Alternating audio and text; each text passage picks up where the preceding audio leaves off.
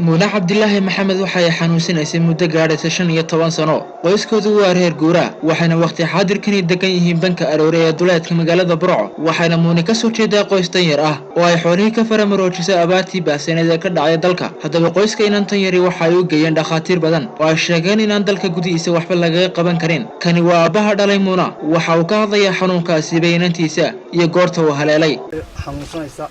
abeed baan حاجة صحيح. Abdilaahi Maxamed Cabdi Ciise ayaa la yiraahdaa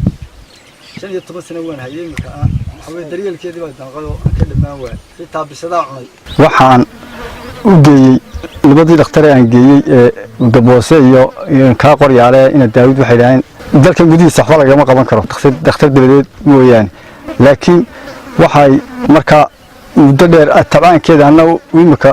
daryeelkeedii oo kaliya u taag waayay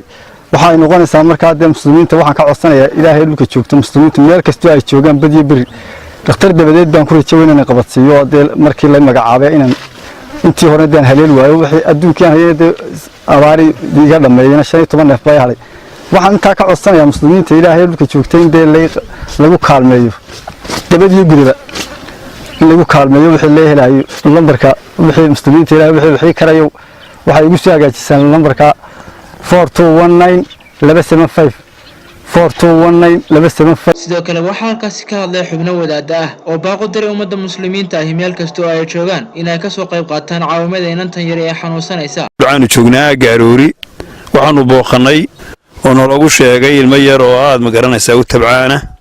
oo duruuf badan oo xagga caafimaadka la xiriidho ilmaha yar waa aragtaan sawirkiisa waa aragtaan isroogi maayo xarakaad ma laha waxa weeye inan yar daadeedu waa ilaa 15 waxay qoyska ka dhalatay waa qoys reer miyiga oo iska duruufaysan waxoogay ariya bay lahaayeen xoolo yar ay lahaayeen waxa saameysay oo tirtirtay duruuftii abaari ka dhacay dalka qoysku wuxuu ka kooban yahay 8 caruur iyo labada waalidka 10 duruufta noocaasina way ku xeeran tahay ilmaha yar xaaladda caafimaadku la soo daristay سينو شيئين ذلك جودي سحولك ما قبان كرو مدة بدني مكوي يجينيين وحكا سيد عمو يحبو كل ما ينبي لهذين دي بالمرة هذا وحلا قبان كرو عالمك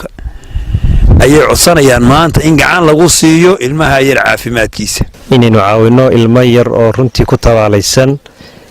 ميلو لو برعو أروري كحكت برعو حق أروري كحكت كتاب على السن والمير أو وليبا إنان أما قبل أو شرت شنية تمصنا ضد شنية تمكاسنا ضد باوي تبع سند رنتي تعب باو دماضي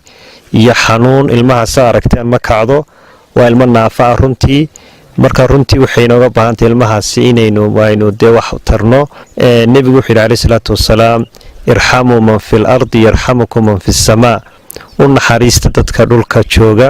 ilaahay baa idin naxariisanaya marka kulli hadalka kooban wuxuu noqonayaa ilmaha inaynu tabcaansan ee tabaalaysan waalidkiina ay runtii duruufuhu abaaruhu ay saameeyeen inaynu wixii aynu ku caawin karno aynu ku caawino siiba dhakhtar aynu ku caawino dabadeed oo wax ka qabta runtii xanuunkeeda ilmaha taabsan marka muslimiinta caalamka waxa ku codsan inay soo caawiyaan